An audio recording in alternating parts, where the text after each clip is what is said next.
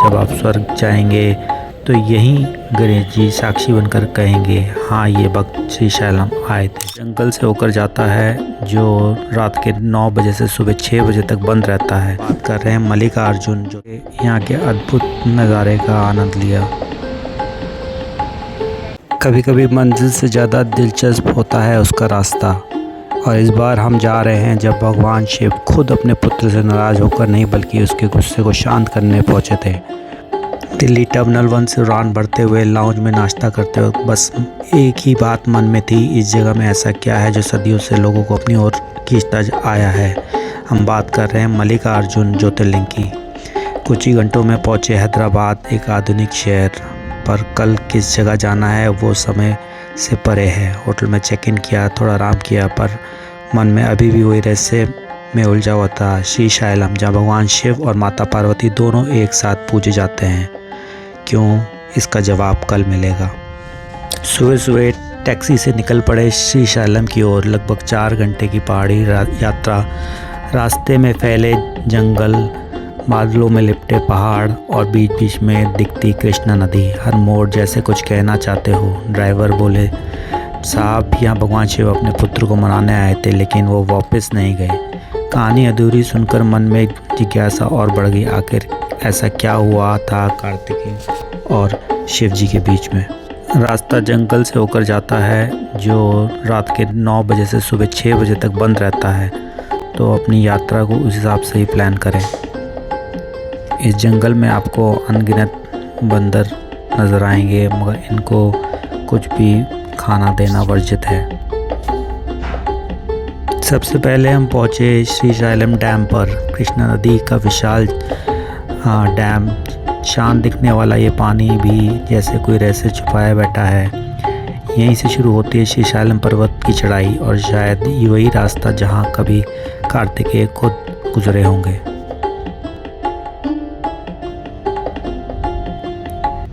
थोड़ी देर हमने यहाँ रुक के यहाँ के अद्भुत नज़ारे का आनंद लिया।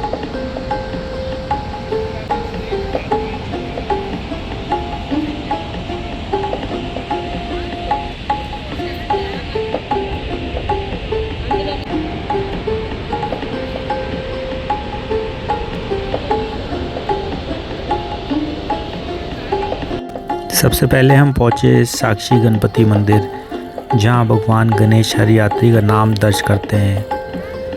इनके हाथ में एक पुस्तक भी दिखाई देती है। कहते हैं मल्लिकार्जुन के दर्शन के बाद जब आप स्वर्ग जाएंगे तो यहीं गणेश जी साक्षी बनकर कहेंगे, हाँ ये भक्त श्री शैलम आए थे।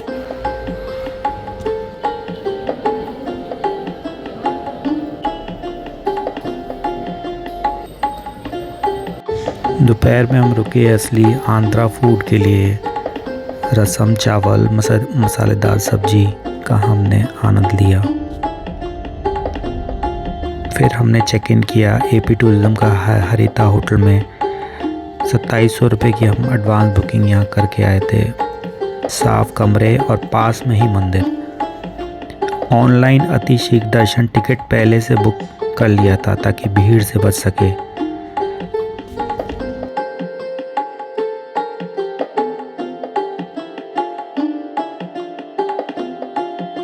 बुज़ुर्ग लोग नीचे के फ्लोर पे ही कमरा लें, क्योंकि यहाँ पे सीढ़ियाँ काफ़ी हैं इस होटल में और इसमें लिफ्ट नहीं है। होटल से बस 2 मिनट की वॉक पे ही मंदिर है, और रास्ते में क्लॉक रूम, फूलों की दुकान और हर तरफ हर हर महादेव की गूंज। हमारे दर्शन में समय था तो हमने चाय का थोड़ा आनंद लिया। ये संगीत जो आप सुन रहे हैं, ये यहाँ पे जगह जगह लाउड स्पीकर लगे हैं, उसी में ये संगीत सुनाई दे रहा है। मंदिर के अंदर कैमरा फ़ोन ले जाना वर्जित है, तो वहाँ की फुटेज मैं नहीं दिखा पाऊँगा आपको, मगर हमें करीब 30 मिनट में हमारा वहाँ पे दर्शन हो गए। यहाँ पे ध्यान दें कि स्त्रियों के लिए सूट या साड़ी पहनना और पुरुषों के लिए कुर्ता पजामा जैसे मैंने पहना हुआ है, या फिर धोती कुर्ता पहनना अनिवार्य है। कृपया जीन्स शर्ट में ना आए। जब भगवान शिव और माता पार्वती ने एक सवाल पूछा अपने पुत्र गणेश और कार्तिकेय से, कौन पहले पूरे ब्रह्मांड की परिक्रमा करेगा, जो जीतेगा वही सबसे श्रेष्ठ पुत्र कहलाएगा। कार्तिकेय तुरंत अपने मोर पर सवार होकर निकल पड़े ब्रह्मांड की परिक्रमा के लिए, पर गणेश जी ने समझदारी दिखाई। उन्होंने अपने माता पिता शिव और पार्वती की परिक्रमा की और बोले, आप ही तो मेरे ब्रह्मांड हो। गणेश जी विजेता घोषित हुए। जब कार्तिकेय लौटे और ये सुना तो वह उन्हें लगा कि उनके साथ अन्याय हुआ है। क्रोधित होकर वह कैलाश छोड़ के दक्षिण की ओर निकल गए और आकर बसे इस पर्वत पर जिसे आज श्रीशैलम कहते हैं। अपने पुत्र को मनाने भगवान शिव और माता पार्वती भी यहाँ आए और यहीं रुक गए। शिव मल्लिकार्जुन के नाम से और माता ब्रह्मा देवी के रूप में पूजे जाने लगे। कहा जाता है जो भक्त यहाँ आते हैं उसे माता पिता दोनों का आशीर्वाद एक साथ मिलता है।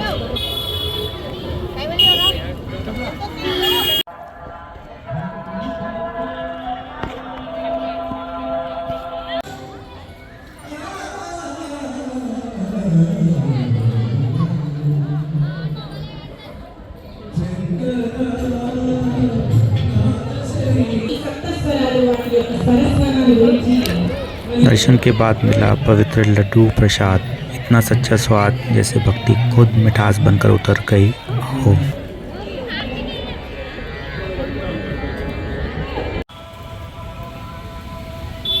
रात को अक्सर यहाँ उत्सव मनाया जाता है। मंदिर रोशनी में नहाया हुआ, सड़कों पे जरूर ढोल नगाड़े और नृत्य लोग, हर तरफ भक्ति का समुंदर। ये हर मुस्कुराता चेहरा याद दिलाता है कि आस्था सिर्फ पूज्य नहीं, जीवन का उत्सव है।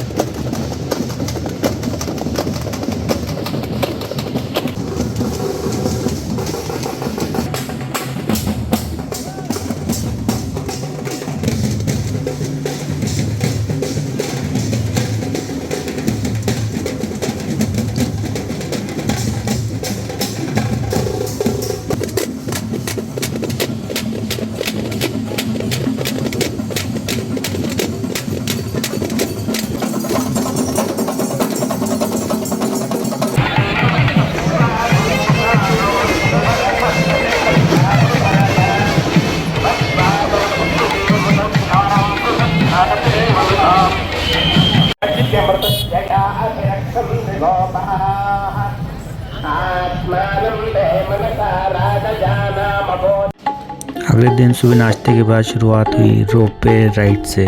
नीचे फैली कृष्ण नदी और चारों ओर पहाड़ों का अद्भुत दृश्य।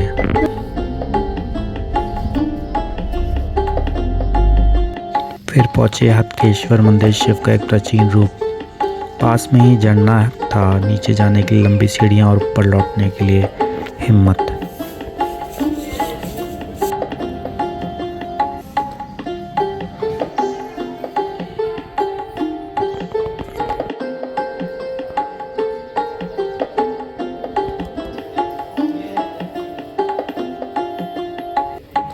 मानते हैं कि अगर आप यहाँ पे सिक्का सीधा खड़ा कर दें और उसके बाद दान पेटी में डाल दें और जो भी आपकी इच्छा है वो पूरी हो जाएगी।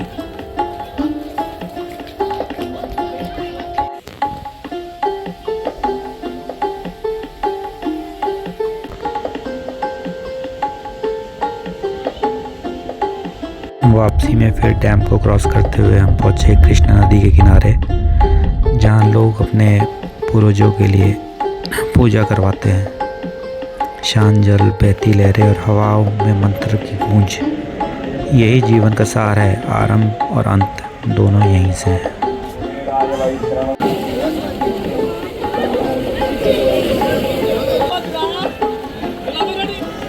इस तरह पूरी होती है हमारी श्रीशैलम यात्रा, जब भगवान मल्लिकार्जुन और माँ अपने भक्तों को वरदान देते हैं।